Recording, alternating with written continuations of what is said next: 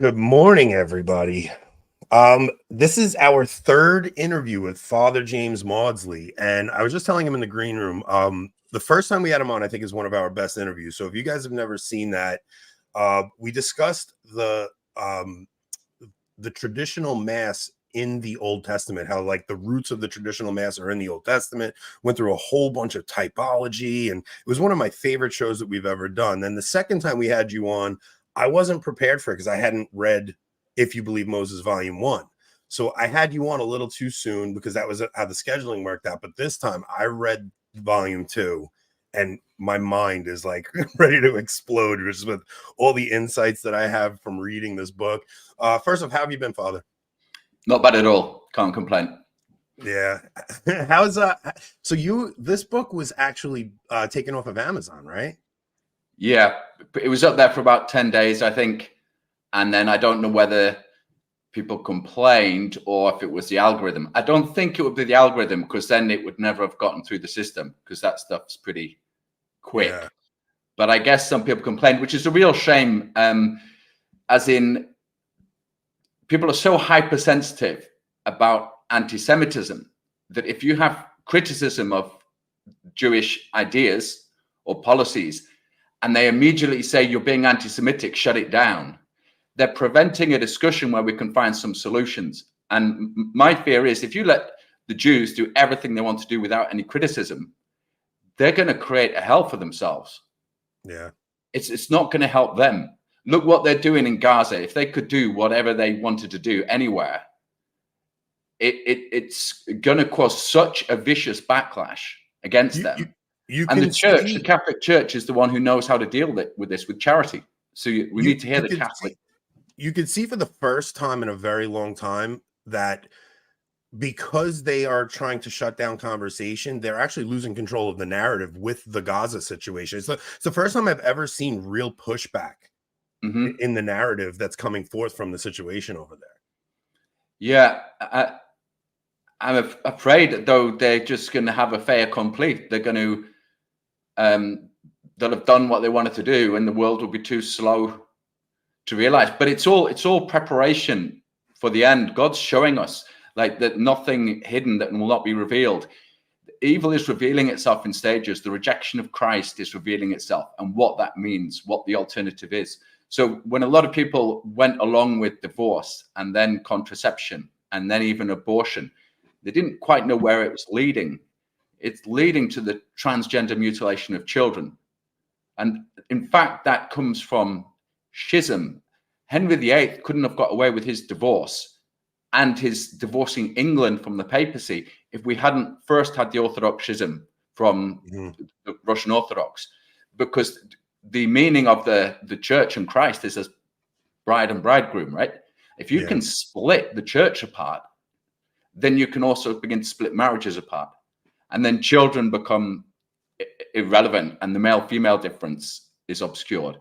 And all this goes, it has its roots in Kabbalah and the Babylonian magic, which suffuses the Talmud. And if we get round to it, Leonard Cohen's music, and I would say the divine will devotion, that lots of Catholics are into this divine will devotion. It's nauseous. It's sick. If you compare it to the early heresies and see that's where it's come from. Divine will or the divine mercy? Divine will. Divine will. I haven't heard of that one. Well, don't. Okay, yeah. Okay, fair.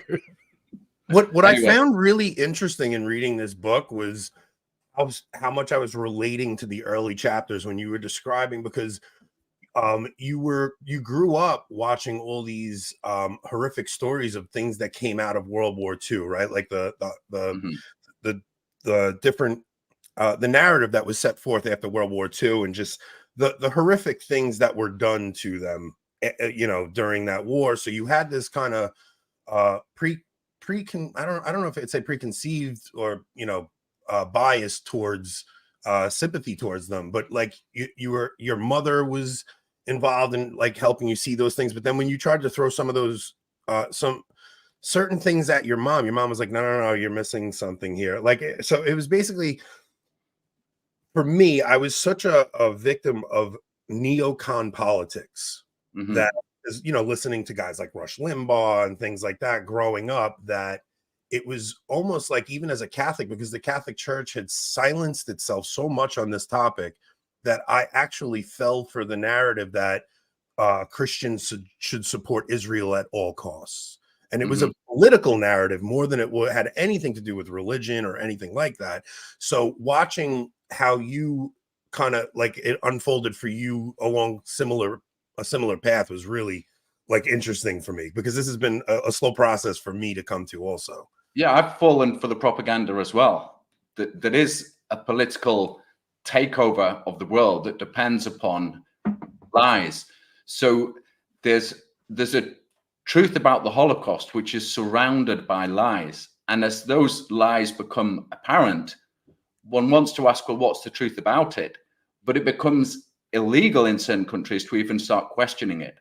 And I think that's going to be disastrous for the Jews, because it makes people, first of all, very suspicious that the whole thing's not true. But of course, there was terrible suffering of Jews there. It's just what really happened and why did it happen, we can't discuss. And if we can't discuss why it happened, then a real catastrophe is going to come. My mother, she was very, disturbed by what had happened in the concentration camps, and she read a lot of books by Jewish authors after that. But she remembers a Jewish lady in Haifa, when Mum visited the Holy Land, saying that the Palestinians are cockroaches and they should be exterminated. And obviously for my mum, that's like, well, that's terrible. That's not the answer. Yeah. But we see that happening now before our eyes. Yeah. It's because I think because the church is not asserting the truth about the covenants, the old covenants and the new, that the old is finished and there is only one new eternal covenant now.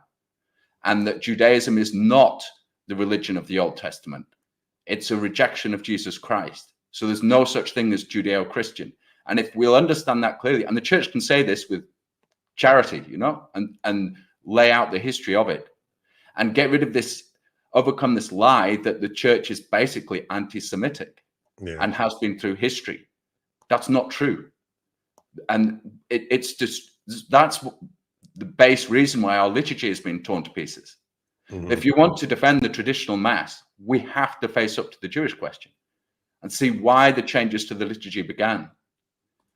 But we've taken this, and the scriptures, this false narrative, for example, that St. Paul and St. John are anti-Semitic. This is madness. It's crazy. Yeah. And they're finding fault with the scriptures. One of my favorite things that you're doing in the book is, it's such an important thing that we are called to love our enemies, right? So no matter what we're saying right now, this is so important that Christ calls us to love our enemies. So the anger in some ways should be placed on our hierarchy and our leaders who failed to protect us against the things that came down after the Second World War. They're really, I don't think people understand how the Second World War completely shaped how the Second Vatican Council went. You're talking about men who went in, especially John Paul II and Benedict. These are men who lived through the Second World War. Benedict was drafted into the Hitler Youth, and John Paul II watched all the atrocities that happened in Poland. Now, these men go into the Second Vatican Council with these deep, almost like a deep shame, as if they were the ones guilty of what happened during that time, and they fall for the lie that the church has been anti-Semitic. It's a wild thing that you really start to piece together and see how much this narrative has affected the church and the church's ability to even speak on this topic. Yeah. So I'm thinking we need to go over to locals, because this is, I want to get into some things that this is just going to be too difficult of a I don't want to dance around anything. I want to be able to actually get into stuff. I have a clip I want to play.